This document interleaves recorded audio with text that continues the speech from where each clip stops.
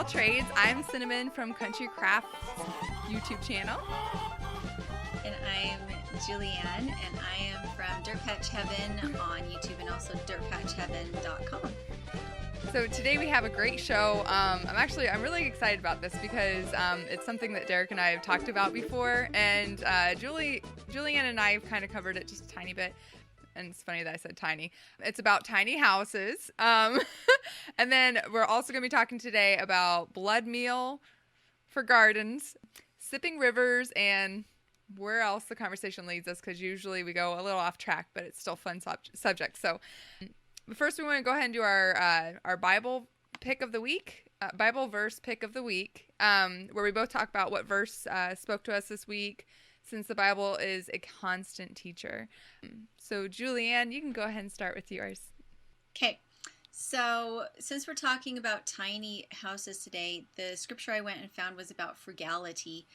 And I always go to Proverbs. They're just so much information in a tiny little nutshell. And it's Proverbs 22:7, and it's, "The rich rules over the poor, and the borrower is the slave of the lender." Mm-hmm. And so tying that into the tiny house movement, our country is so much about debt right now, and so much about bigger and better and more. And Cinnamon and I have talked a lot about the disadvantages of having clutter and having this mentality of things making you happy. And I think that's why so many people are going to the tiny house movement, is because I think it's hard to have a very spiritual life when you're so focused on things. Things can take your attention away from the people that you love the most and the things that you want to be doing with your life.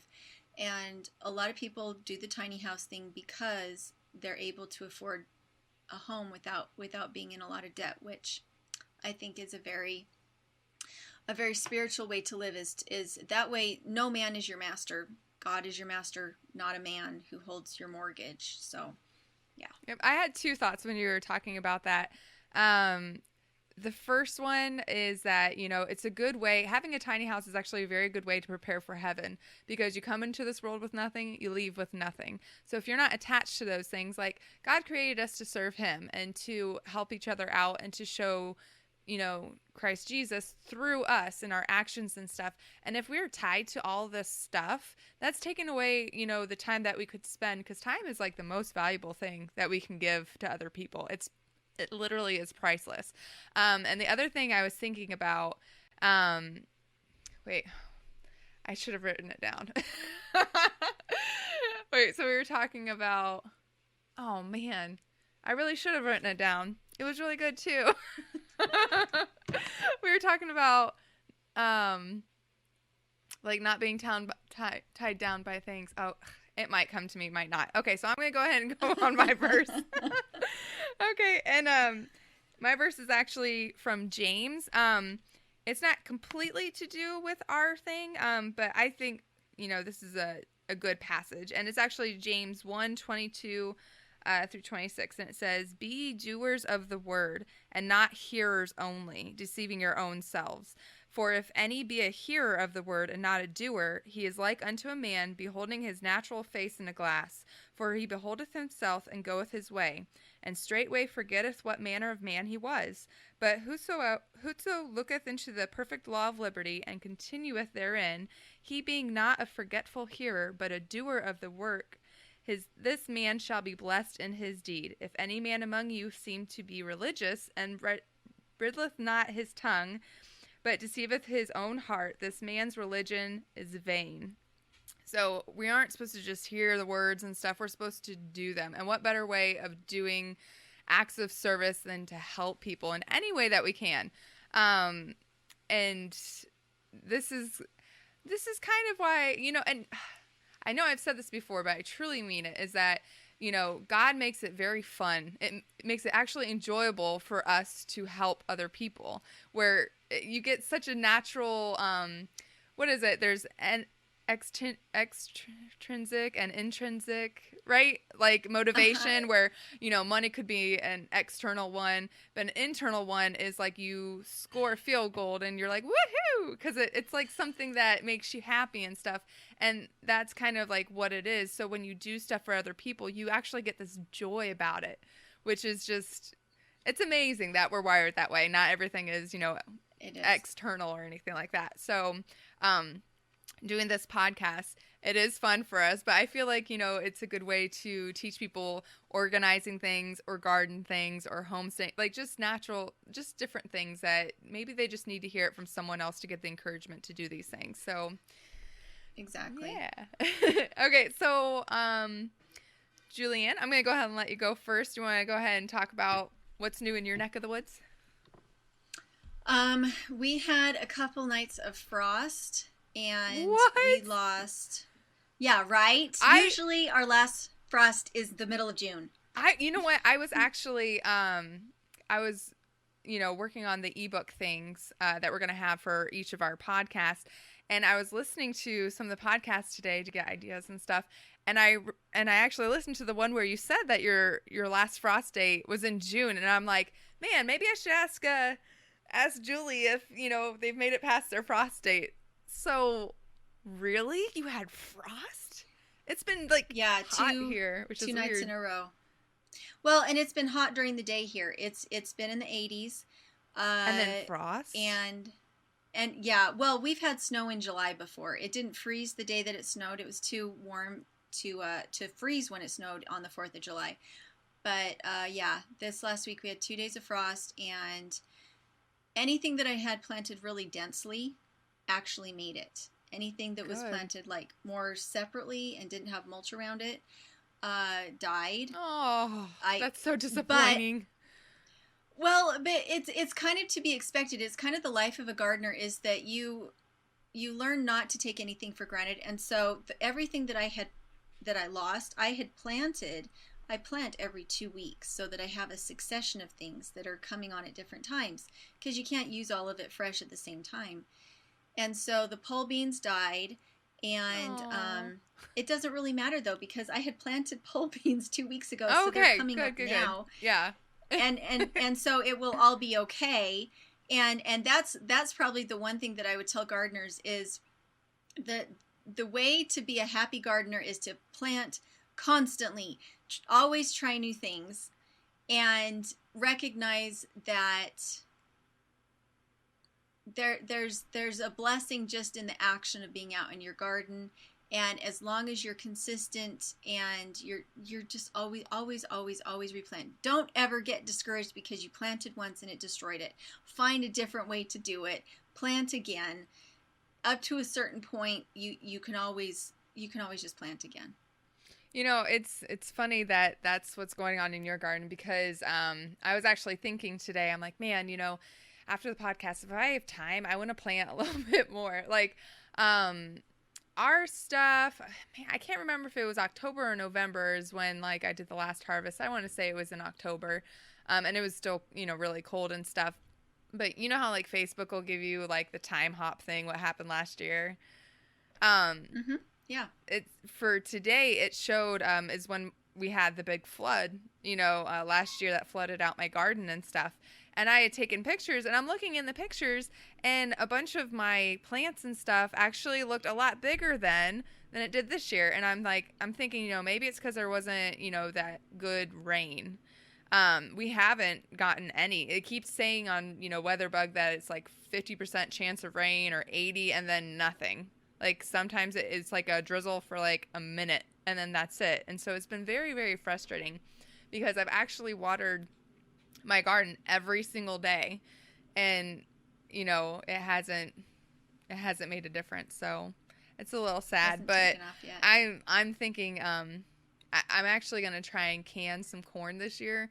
So that's on my to-do list. And Derek and I actually, for an organizational thing, we made a list of, what to work on, like on different days. Like if he has to mow, he's going to do, work on this. And if he doesn't have to mow, he can work on the podcast and like this and stuff. So we're trying to get more organized with our time, because summer is only so long.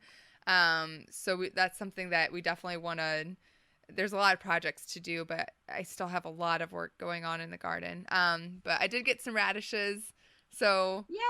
We're that's like the only thing I've gotten so far, because I don't have a greenhouse, and anything I planted indoors this year actually did not make it very well because I didn't know when you transplant to protect the, plant. So I had all that. Mm-hmm. And with not that much rain, I haven't really gotten anything that's been like huge except for zucchinis. I'm seeing like the very tops of them are starting to come out. So I'm starting to get something, which is very exciting. I don't know. I get on the ground sometimes and I start talking to the plant. I'm like, you can do it. So I'm trying to give them some extra, CO2. Yeah. So exactly. That's helped, I think.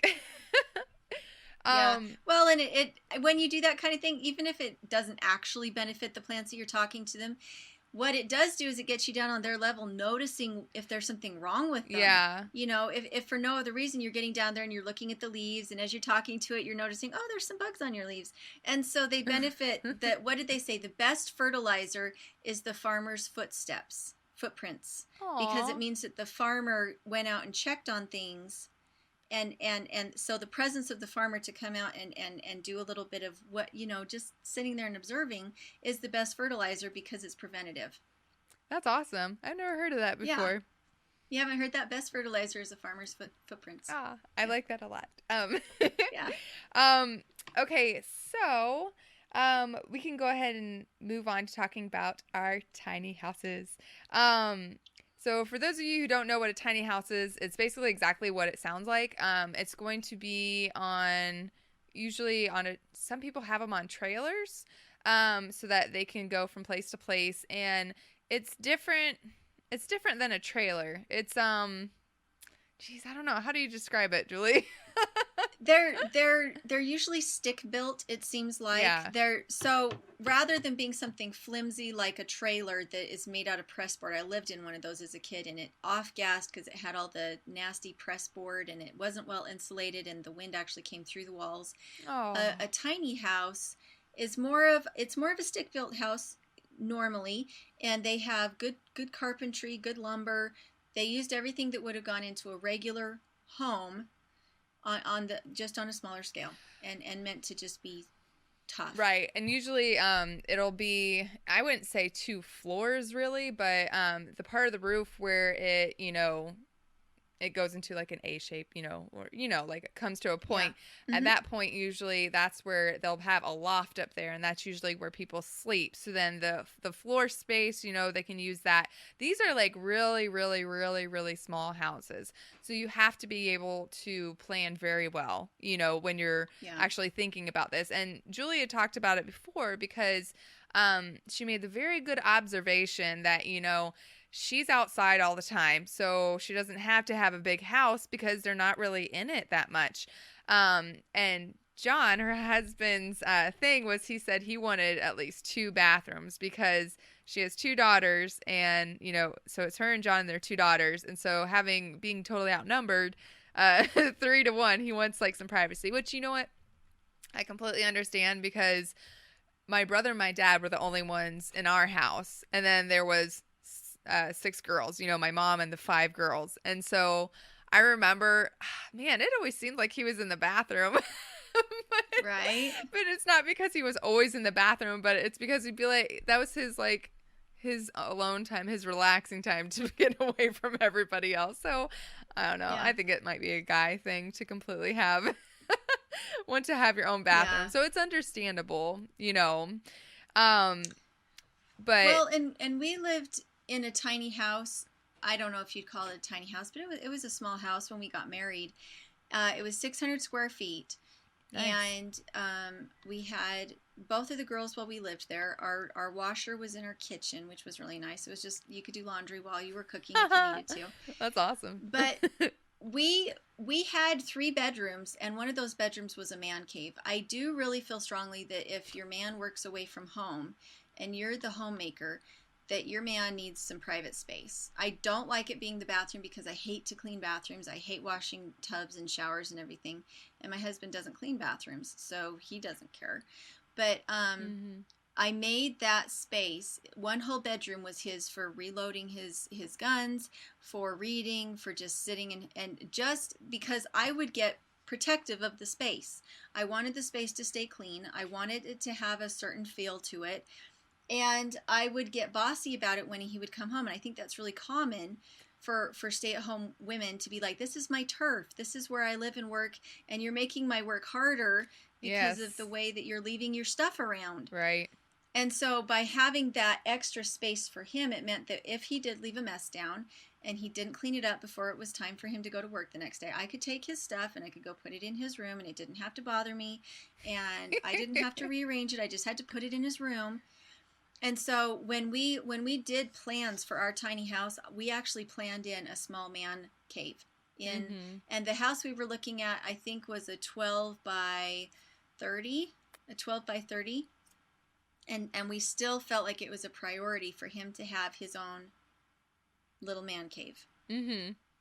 And you know what? That's actually good because usually if a guy gets a man cave, it's because like there's the whole what do you want to call it? It's like the whole idea that, you know, if a guy gets a man cave, it's because he talked his wife into it and stuff. But really, it's rewarding for the wife too. You know what I mean?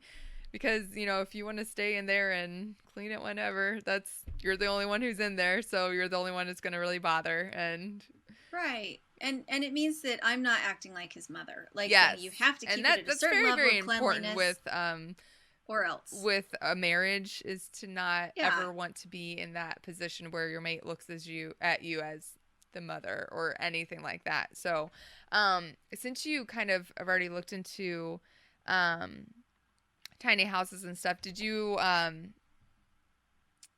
what are some things as a parent that you would feel are completely necessary to have if you are in a tiny house? Like the structure of the house or belongings? Belongings. Like, okay, I kind of jumped ahead a little bit. That's okay. Let's kind of talk about if you have an infant, what would you say would be a necessity in a very small house? And then if you have kids who are, how old are your kids right now? 7 and 9. 7 and 9. So, and then what would be the transition, like, you know, of things that you would say would be necessary instead of, like, for things for children instead of for adult-wise? I know that when my parents had a really, really tiny cabin that we would go up and stay in when we were first married, and what they had done with their sleeping loft was that they had left it fully enclosed so that it was all one loft with a little cubby hole where you pop your head up and you can climb in. And what they did, it was amazing. They put 4 inches of padding underneath the carpet in that loft. And that way, half of it was sleeping space for the kids, but the other half of it was a space where they could play. And so the kids, and it was, you know, it would be too short of a space for an adult to play in. Right. But for children, they could still stand up in it at the age that they really felt like they needed to be able to have their own space to go and be noisy in. And get rid of some of that energy. Older, yeah, get rid of some of the energy, not necessarily have them under your feet. And as the kids grew older, it meant that you could split that loft up into separate rooms. Mm-hmm. And separate the children so that they had a little bit of space of their own. Once they were old enough, they didn't necessarily want to play. And the way that they managed that without the parents needing to be in the sleeping loft was that they had one of those beds that went up into the wall. Mm-hmm. It was built into the wall. And so when the parents were ready to go to bed, they would just pull the bed down, and the rest of the time it would have been a living area. Right. And it meant that the parents also had a little bit of privacy, especially as the kids started to get older, rather than everybody sleeping in the sleeping loft. Right. My in-laws have Netflix, and we've actually they have a show. I can't think of what it's called, but it's probably something along the lines of tiny houses. But we've actually watched a couple of different, you know, episodes and stuff. So these are people who actually live in them, and so they've given a ton of different pointers as far as things that you would keep. And it's just amazing that, you know, you have this mentality that, you know, there's no way I could have only 3 sets of clothing and be able to get rid of all my other clothes. Like, but people do it all the time. Bless you. Sorry. No, you're fine. People do it all the time though. And I actually think that even if you don't move into a tiny house, it would be I I don't know, a good way to kind of get into the zone when you're getting like going through your stuff. Like, okay, I need to downsize, even if you're not going to downsize as far as space in your house and stuff, but to look at your stuff and be like, what do I use? Because we use 80%, no, we use 20% of our clothes 80% of the time. So you Right. wear the same stuff. Like I think, where was I at? Oh, I went to church on Sunday, and the shirt I wore, I've only worn one time, and I think I got it in 2004. So that, like, something like that, I could definitely part with. So just, when you're going through your stuff, I don't know. What were some of the things that attracted you to it? Because I know that there was a couple of different reasons. My mom read Heidi to us when I was about 7 or 8. And I remember listening to the part where Heidi was getting ready for dinner. Her grandfather had told her to get ready for dinner and to go set the table. And there were only 2 bowls. And there were only there was only 1 spoon, and so they had to improvise because she needed a spoon too. And so later that day he went out and he carved her a spoon, so she had a spoon. They didn't have a huge cupboard where they kept all of their grandma's fancy china that they never got out. Instead, they had this little shelf where each one of them kept their utensils. They had 1 pot, and they had 1 chair. And so he had to go and make her a high stool to be able to sit at the table. And as a kid, I was one of the ones that washed a lot of dishes. I was the oldest of 7. And so dishes never, ever ended. Mm-hmm. And it wasn't we had such a multiplicity of pans so that we could have one be dirty while the other one was clean. Such an overabundance of things that allowed us to be untidy. Because we had so many replicas of them, right. We didn't have to wash our dishes thoroughly every time we did dishes because we had an extra set. And so it bred laziness, in my opinion. Mm-hmm. And as I got older, I went and I read Laura Ingalls Wilder. Of course, everybody knows that, Little House on the Prairie. Yeah. And the same thing was true for them. When they were younger, Laura and Mary had to share a cup. They didn't have enough money to have another cup, and they didn't need it. The sisters just shared a cup, and I think it said that when she was like 5 or 6, some friend of the family brought her a cup. So she had a cup of her own now. And when they did dishes again, the women did the dishes. I think usually it was the daughters would do the dishes. It took them 5 minutes to do dishes. They were done. The draining board was where the dishes were kept, and it was loveliness because their utensils were also their decorations, and they weren't a burden, they were a tool. Yeah. Yep. Derek and I actually and it's funny because while you're talking about this, all I can think about is my sink is full of dirty dishes. and it's like when both of us are working, it's so hard to get to because we don't have a dishwasher, but we've actually I've actually planned to do all of them tonight because we discussed this, and it kind of came up using an idea that my grandma used to use, which one time my parents took a trip, and so we stayed with our grandma for a week. And I remember the first time I ate something, I walked over to the sink and I put it. I didn't even have it set down in the sink, and my grandma goes, "What are you doing?" And I'm like, "I'm putting it in the sink," because I thought I did a good thing because I brought it in, And she goes, "I'm not doing your dishes. You clean your dishes as soon as you're done eating." And I'm like, "Oh." So I washed it, and then there was no question after that. I knew that was the rule and stuff. And so she never had any dirty dishes in her sink. So I told Derek, excuse me, I'm like, "Derek, I think we should try this." And he's like, "Well, what happens when you cook though?" I'm like, "I'll do those, or maybe we can make it whoever doesn't cook will clean the dishes or something, But yeah, you get done with coffee, you clean it, dry it, put away, Because then he even said, he's like, "Well, I don't want to leave it on the mat." He's like, "We have to dry it too and put it away." I'm like, "Oh, even better," So yeah, that's something that we're gonna try.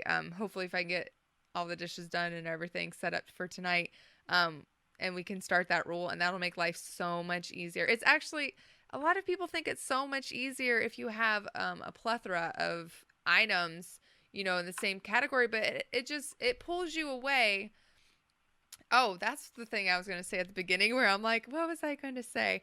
Okay, so one of my clients and I were talking, and we were talking about millennials, and how she was at a meeting or whatever for her work, and they were talking about, you know, how to identify with them and stuff. They're like, you know, raise your hand if you have a Facebook account, and, you know, a lot of people raise their hand, and they're like, raise your hand if you have a Twitter, and, you know, some people, you know, fewer raise their hand, and then they're like, raise your hand if you send at least five Snapchats a day. And she was the only one who rose her hand. And she's like, what? And so I was thinking about Snapchat, and I don't really, I know good uses for it, but I know when it first came out, there was some bad stuff that was on it. So Derek and I decided that we're not going to have Snapchat. And it just kind of got me thinking that, you know, there are so many different avenues, like, you know, Twitter, Facebook,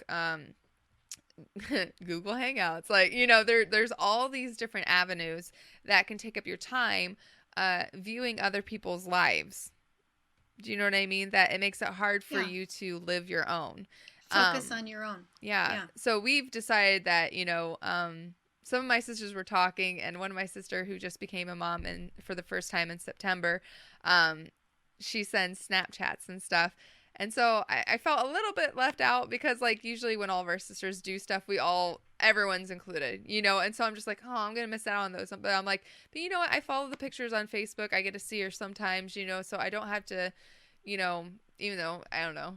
I kind of feel a little mixed about that because I'd like to see those, but at the same time, do I have time to, you know, see everything that's out there, you know, kind of have to prioritize and stuff like that. So you just want to make sure that stuff doesn't get in the way. So another is having all those possessions.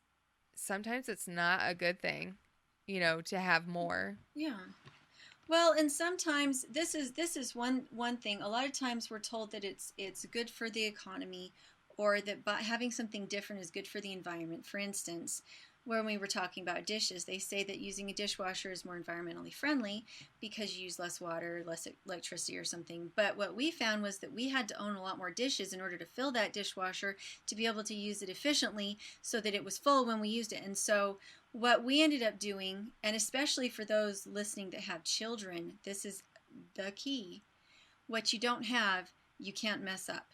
And so what we did is, I don't have time to do dishes after I cook a meal. I cook everything from scratch. It's a long process, and I don't have time to do dishes afterwards. So I had to pare down our dishes to the point where my little 5-year-old and my little 7-year-old could do my dishes, because they started doing dishes about 2 years ago.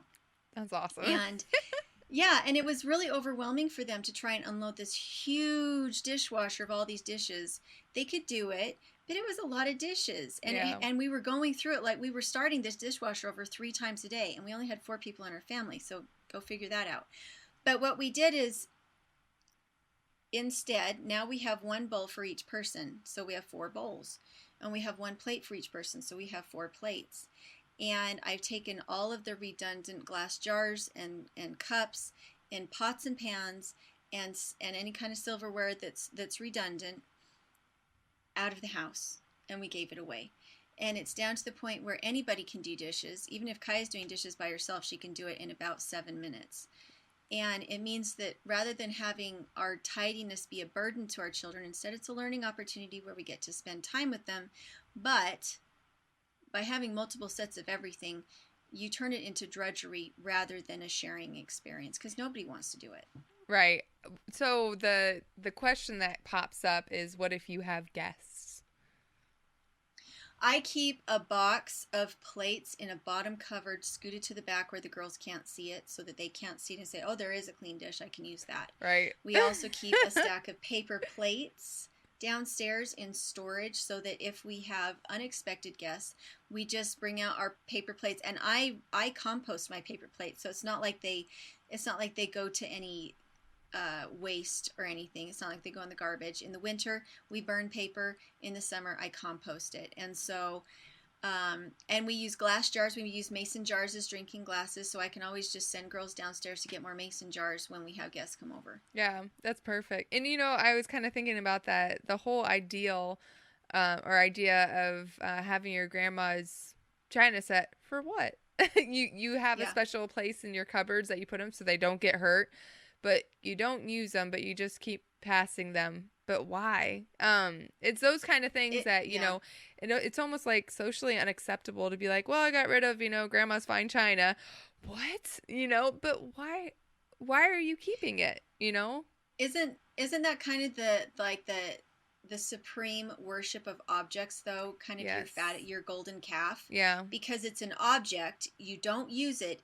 It's a belonging that is shackled to you, and you worship it to some degree because you protect it and you keep it in a special spot, and you would never get rid of it. Isn't that a form of idol worship a little bit? Yes, it is. And there's actually a lot of stuff like that. Because I don't have any judgment when I help my clients go through their stuff when they're organizing and stuff, but I will try, I not push them, but I will try and, get them to think, why are they emotionally attached to something? Why are they keeping it around? And sometimes they'll be like, just because, can we just move on? And so I'm like, okay, because they get frustrated because it gets them to start thinking about it and they can't think of a reason to keep something. And, it all, I don't know, it all stems together. But, so there was actually there was a couple things that you, had talked about, for pluses, why a tiny house would be awesome. It's easy to heat. It's easy to cool down because it's small. If you are outside all the time, and you track stuff in, you're not tracking it into a huge house where you have to sweep all these different rooms. It's very, very manageable. I had actually one of my neighbors that lived down the road from me. I live out in the country, and I had been a waitress for 13 years, and I used to have like my favorite.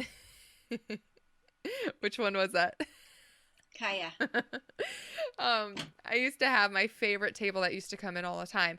And then I found out later when I had put something up on Facebook that I needed to hire somebody to help me clean houses.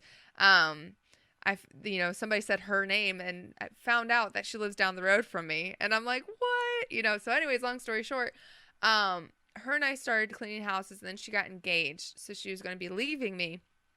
And she said something that totally made me, I don't know, it made me smile that somebody else kind of, thought the same way. She said, I always thought that I wanted a huge house and stuff. She's like, but after cleaning these houses, I don't want a big house because it's actually a burden because it takes up so much of your time to keep it looking great. And the expense of siding because it's a huge house, the expense of replacing carpet, if you have water damage, air conditioning, it's my adult epiphany about that was when I lived in California, and I saw people spending $350,000 on this tract house. And I thought about what that money would buy in Idaho. And I'm like, that house would be $60,000 in Idaho. But why is your house so big anyway? And because they would start their commute at like 3 o'clock in the morning in order to get to work at 8 o'clock. And then they wouldn't get home until 9 o'clock at night because of their commute. And they lived so close to the beach, but they never went because they were always at work. And they had all of these bills associated with these enormous homes. And they lived in paradise. And they never went outside because their house needed to be cleaned, because their house was big and spacious and air conditioned, and nobody ever went outside. That would be frustrating. So I'm trying to think. There was something else we were going to talk about. I think we talked about. We're going to talk about blood meal. Yes, we can talk about blood meal. Okay, so it's so great to meet other gardeners because then once they start talking, you'll all of a sudden hear something that you're like, wait, what is that? And we actually, we stumbled across this new couple at church, and he is completely into gardening and stuff, and which is fantastic. I'm excited because actually while I was at work and Derek was here, this guy came here and he just walked around our property and he's like, oh, I can't think of what kind of berry or something it was, but he said that you can use it in like for cough syrup and stuff. Like, I don't know. It's white and it's like I don't know, a plant. He was just looking at, what is it? Yarrow? I'm trying to think of what would be white. Yarrow has white blossoms, but I don't know that it's used for coughs. I don't know. But he was going around and looking at these different things, and he's like, "Oh yeah, that's this. Oh, that's this." And he found a grapevine that is growing in between our barn and our shed, like our other barn and our shed. It. And I'm like, Derek's like, "Do you know that we have a grapevine?" I'm like, "What?" You know, and so I'm like, "Where?" And I've lived here for 4 years. I didn't know that we had one. Like, you know, so I want him to come back when I'm here and then we can go over some stuff. But that's awesome. But anyways, he was telling Derek, he's like, you know, I'm going to be going to such and such place. Do you need any blood meal? And I'm like, I feel bad because, you know, we talked about how much I love gardening and stuff, and I don't want to be like, what's blood meal? You know, but I'm like, no, I'm going to, you know, we'll ask and stuff. So what is it, Julie? It literally is blood that they dry and they sterilize with high heat, and it's a powder that you put into your soil, and it's just a not a supplement. Anything that comes from an animal is going to have nitrogen in it, and blood meal has iron in it, and it's just, if you think about how the Indians used to take a fish and put it at the base of corn to feed the corn through, you've heard that, right? And you've heard of like fish emulsion and stuff. Anything that is animal related that concentrates the essence of the animal down is going to be higher nitrogen, and it's going to be good for your soil. And when they do blood meal, they sterilize it with high heat. Fish emulsion is the same way. Fish emulsion is really, really amazing fertilizer for just about everything. And it's from rotten fish, and you dilute it in water and you pour it on your plants and it feeds your plants. So it's a powdered form of kind of similar to fish emulsion type stuff. High in iron. So would you till it in? Or since my stuff's already planted, is there any way I can incorporate it into it? Or would I put it like at the base of the plant? Or yeah, if you have any kind of predators, it might attract them though, because it does smell. If you have anything that you don't necessarily want to get your chickens, it is something that with smell sometimes it can attract predators, certain predators. So you don't want to use blood meal if you have bears around, probably, or fish emulsion.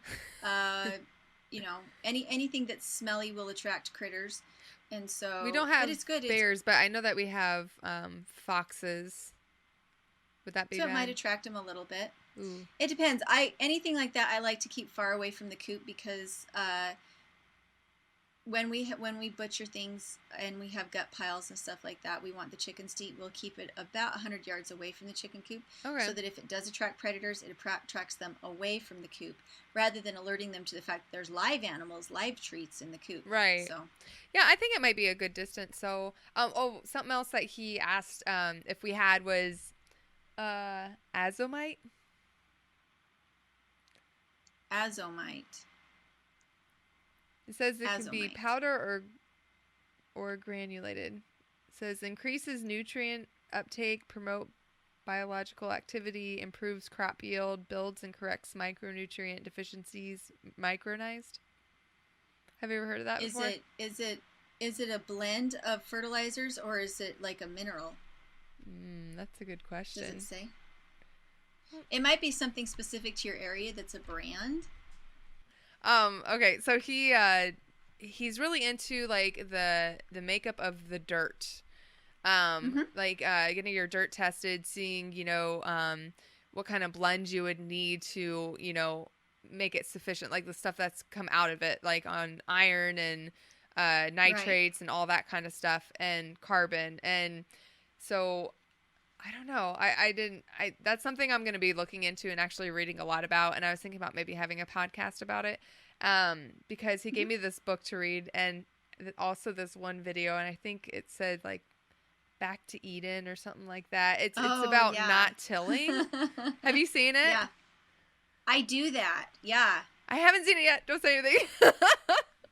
No, you'll love it. There's no way to mess up having seen it. I mean, it's beautiful, but what it means is that pretty much your compost pile is on top of your soil, kind of what I was saying about with your mulching. Okay. Any organic matter you put on the top will break down and it will feed your soil. And I've used the Back to Eden method, and if you want really fast results, you fertilize too. But with the Back to Eden method, if you do it enough years, you don't have to fertilize anymore. And that's pretty much the essence of it, is the first couple years until things start to break down, it's not feeding your soil, so you add fertilizer. But after the first couple years, it is fertilizing your soil, and you don't have to add fertilizer. But it says that you don't have to till. Is that right? Right, because you're smothering all the weeds, and your worms will come in, and your worms will eat your weeds as they die underneath the mulch, and your worms will be really happy because they stay nice and moist and cool. It holds the water in, and then over time what will happen is those worms will have moved around enough that you'll have really deep, rich soil, and the wood chips or the hay or whatever you use will have broken down into soil. It will have become soil. We have 8 inches of soil that we actually made on top of our original rocky soil. Wow. Because we put so much mulch on top that it all just turned into dirt. Right, because you guys... So, yeah, it works. Yeah, because I'm very impressed with how much veggies and how much, stuff that you get from your garden with the type of, soil that you guys have out there. And plus with it not really raining, but more of an irrigation system and stuff. So, good job, by the way. I think it's awesome. Okay, so we usually have a part of our show where we do a question for each other. And so my question for Julie was, are there any family sayings you had growing up that you found only your family said? Because, you might have said it, and other people are like, what? And you're like, what? How do you not know this? Right. I don't think that we had any family sayings. John, his family had some sayings that they think are really funny to say at the dinner table. And I'm not going to share those because, oh my goodness, the first time I heard them, I looked at them and I said, Grandma! to his grandma, because I'm like, why don't you slap him for what he just said at the table? And she just laughed. But I won't share it here. I'm totally intrigued now. Maybe later you can tell me. Yeah, I'll share it with you off air. Well, so there was one thing that my family said. When you drink out of a pop can and you put it down, right there's liquid. So if somebody else drinks it, that's their stuff, right? So we would always call it, we would always tell somebody, did you sip your river? And so we called that a river. And so I thought it was funny because I don't know if Jarek and I were dating or if we were married or what, but he drank something out of one of my cans of pop or something, and he hands it to me, and I'm like, I'm like, you didn't sip your river. And he's like, what? And I'm like, your river, you didn't sip it. And he's like, wait, what do I do? And I'm like, you've never heard that before? He's like, no. And I'm like, oh, maybe it's my hometown thing or whatever. And so then I asked other people, and nobody else had heard of it. And I'm like, oh, I guess we're the only ones who used it. But it was just so weird that, nobody else had ever heard it or anything. You thought it was a thing. I did. So I was thinking today about maybe sharing cleaning tips of the day. This is just something if you've ever been a server, you'll be very, very familiar with it. When you drink coffee and you have a coffee pot and you get those dark stains in them and stuff, what you do is you add ice, and you want to add enough that when after you put all the stuff in and you move it around, it'll get at least up to halfway. Not too full where if you move it around, it's going to come out and stuff. But so I'd say about, a third or a half full of ice, and then you're going to squeeze lemons in there. It was easy for us because when you work at a restaurant, there's already cut lemons. So I'm sure it'd be the same if you put some lemon juice in there.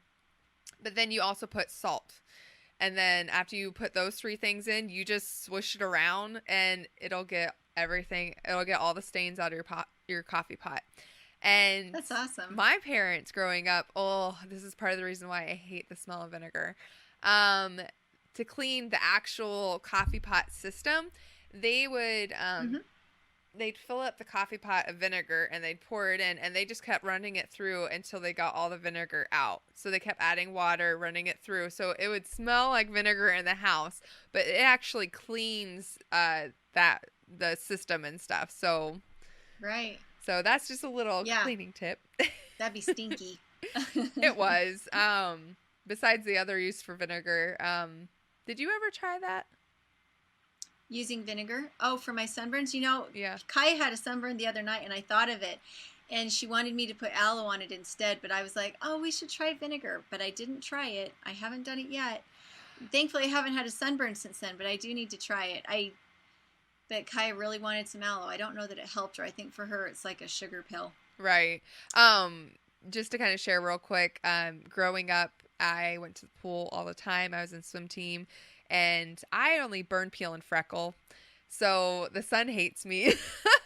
I wear like 100 SPF now to make sure, and I'm not even joking. It really is 100 SPF. So I was thinking, doing a cleaning tip for you, Julie. Yes. Okay. Yes. So, with comfrey, I feed it to my rabbits, and they love it. And it can also be used as a poultice. You don't want to use it on anything that has a deep puncture in it, because comfrey is so good at healing things that what it'll do is it speeds up the healing process, and the skin will actually heal over the top of a deep puncture, and all the blood and any gunk and anything in there, it'll just form new skin. There won't be any way for that nastiness to come up. So like a cut or a broken bone, a poultice of comfrey leaves works exceptionally well to heal broken bones, and it just heals things very, very quickly. People shouldn't take it internally unless it's the official comfrey, because it has a certain compound in it that can build up in your system and isn't good, but externally you can use it for just about anything that's broken or cut, as long as it's not a deep puncture and it's clean. Because it heals things so quickly that it doesn't have a chance to clean out the wound. Right. Your body has defenses like pus and stuff that'll happen, and the comfrey will just go nope, and it'll just heal like overnight type of a thing. So that's crazy. Is it something that can only be grown in certain areas of the United States, or? It is a perennial weed. It's most people in an area where you get any kind of rain, it becomes pernicious. It won't move unless you cut the roots and spread the roots, though. Here I have to water it daily to get it to live, but in my next door neighbor's backyard, it would live just as a matter of course. But for me, I have to water it every day. So that's pretty cool. If you'd like the conversation to continue, pop over to our social media where everything is under Jills of All Trades podcast. That includes Facebook, Instagram, and even our website, which is jillsofalltradespodcast.com. Yes, and to stay up to date on what's happening in our neck of the woods, you can stop by Cinnamon's YouTube channel, which is Country Crafts, but not Country Crafts Woods. Is it Country Crafts? The website is countrycraftswood.com, but our YouTube channel is just Country Crafts. So, yeah. And then Julie's, you can check out her YouTube channel, which is Dirt Patch Heaven, and that's spelled with one H, or you can go to her website, which is dirtpatchheaven.com, also spelled with one H. Yep. And we really appreciate you joining us. The podcast will be tidied up just a little bit. Derek does edit out some of our ums and ahs, or the parts where we get off track. And so it is compressed down a little bit as a podcast. But I think the live show is really fun because you get to see us and this is actually the first time I've ever done like a live thing. Julie's done it before. She did it with me as Braid Girls. That's true. Oh, that's right. It wasn't live. But I was gonna say it was edited just a little bit, but I forgot about that. So it's definitely different. But everyone have a wonderful rest of your week. And remember, don't get frustrated with your parents when you're teaching them technology, because at one time in your life, they taught you how to use a spoon. Right. So. I love that. Good job. All right. Thanks, guys. Okay. We'll see ya. Bye. Bounce, bounce, bounce. Okay, how do you stop it? That'd be fun. I'm trying to get it to, there we go. Well, yeah, it still hasn't stopped. We're still live.